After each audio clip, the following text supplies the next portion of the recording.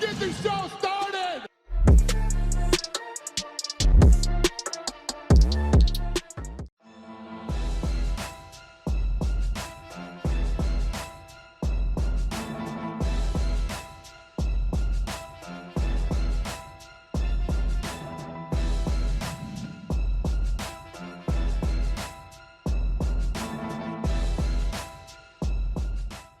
Welterweight star Khamzat Chimaev needed 2 tries to make the 171-pound limit for his fight with Li Jingliang. The Russian fighter was the last to weigh in on the scale, needed a towel for the first attempt, and appeared to touch the towel while weighing in. Speaking on the DCNRC show, Daniel Cormier mocked Chimaev, saying he pressed the towel too much. Here's the clip. You know what's kind of crazy? I saw Chael Sonnen on his show, the Chael Sonnen show. And he said, I wouldn't be surprised if they gave him a title fight. And guess what? There are a lot of people that would not be mad if Chimaev found himself across from Kamaru Usman right now. But there are some fights for him. But let me backtrack. First off, I want to say this to Khamzat. Khamzat, I'm proud of you, man. I'm proud of you with the way you handled the scale. Because you know Khamzat got his hand on that towel, dog. Yeah. He pressed too much, though. Khamzat, you pressed too much. RC. I was weak, RC, bro. he pressed too much. That boy was 166. Khamzat, you can't press that much, man. Khamzat then pressing the towel lost 6 pounds. So Heidi Dean goes, guys, did he lose 6 pounds? He's like, what is going on? Anyways, happy about that. But the way he performed, the way he took advantage of the moment, because now there's a whole bunch of expectation for what Khamzat Chimaev is going to do. I went to the octagon afterwards. I said, Khamzat, I said, ladies and gentlemen, I'm here with Khamzat Chimaev. He grabs the mic and goes, brother, of course you're here with me. Because, like, there was no way for Li Jingliang to beat him or in his mind. Dude, you got to remember, Lee just knocked out Santiago Ponzinibbio and was ranked number 11 in the world.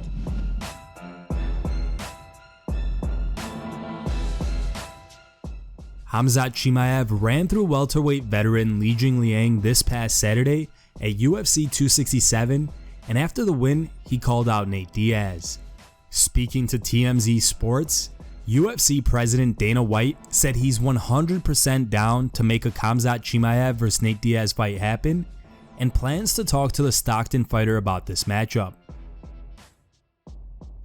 We're going to talk to Nate about it. 100% we're interested. This guy, Chimaev, is like nothing that anybody's ever seen. When you think about it, he's got more UFC wins than he's been hit inside the octagon. Insane. And the other night, our social team, they filmed his walkout on Instagram Live. It broke the record. It's the biggest Instagram Live we've ever done.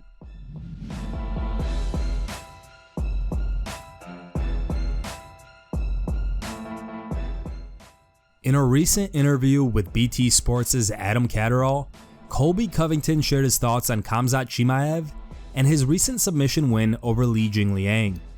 Here's what he said. And what did you make of Khamzat Chimaev's performance at the weekend against Li Jingliang? Oh, cum shot Chimaev, you know? Oh, cum shot, you know? What is that? What has he got, 3 fights in the UFC? He hasn't fought anybody ranked or... 4, yeah. Oh, yeah, 4 fights? Oh, 4 fights in the UFC, wow. And we're talking about this guy like he's ready for a title shot. He's ready for the top of the division. When he starts fighting guys that are in like the top 5, then we can start talking about him potentially, you know, fighting these top name fights. But until then, the guy's nobody. He got put down by the cold. The dude was ready to retire because of the cold. He was crying about this.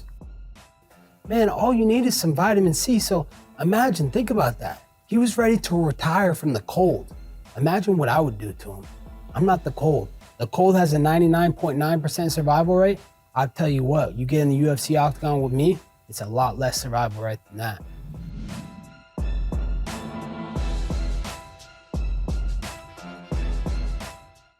Petr Yan posted a new video to his Instagram where he is seen enjoying time with family after UFC 267's victory over Cory Sandhagen.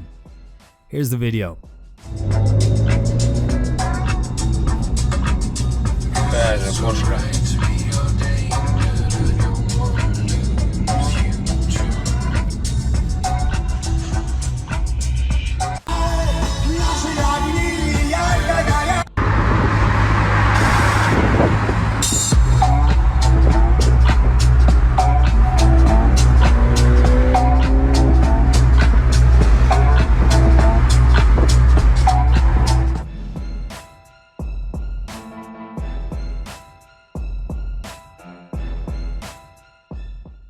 Rose Namajunas defeated Zhang Weili just 1-18 into the first round of their fight at UFC 261 back in April.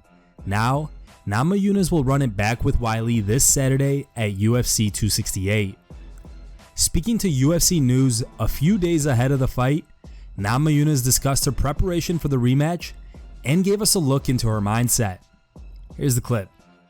Right now, people remember me for my striking, but people easily forget about I have one spectacular finish, and then they forget I can submit people, and I have pretty good wrestling too. So I'm working on all of it. I'm trying to take everything and just try to just one up just a little bit everywhere. You know, the mental, the diet. My diet was really good last time, so I'm trying to, you know, just be a little bit more knowledgeable about what I'm putting in my body too, and overall, yeah, just getting better. Every fight, but especially rematches, I think it's easy to get caught up in, oh, this last time or yada yada, and it's always a new day, it's always a new fight, so it's just putting the past behind you, staying in the present moment and knowing yourself and getting better where you need to get better, and you know, paying attention to little tendencies or things maybe, and observing, but not being emotionally attached to the things that you observe. The advantage that I have in rematches is I'm easy to put my ego down aside, and I know that I put it where I need it maybe if I need it in a tough situation, but I try to, when I'm analyzing game plans and things like that, I try to be as emotionless and objective as possible. So I think that's where I have the advantage, because I'm trying to get to the truth of everything, and with fighting, that's where I learn about myself the most, and that's what I love about it. So I think that's what I do well in rematches.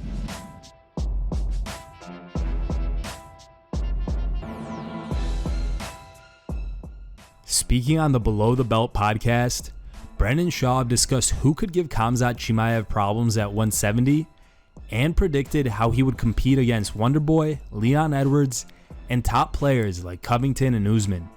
Here's the clip. You look at him and you go through that list. I would love to hear the argument of who's going to beat him. Besides Kamaru Usman, or besides like a Colby Covington, you know, those are the 1 and 2 guys there. Besides those guys, like, you think Gilbert Burns beats him? You think Leon Edwards beats him?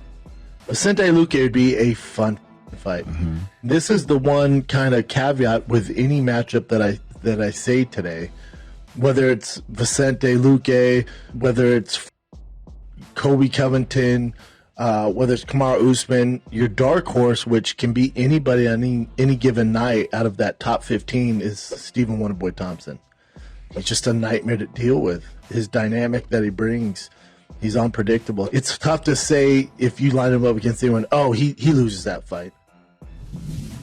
Thank you guys for watching. If you liked the video, please leave a like and subscribe to our channel to keep up with the latest MMA news.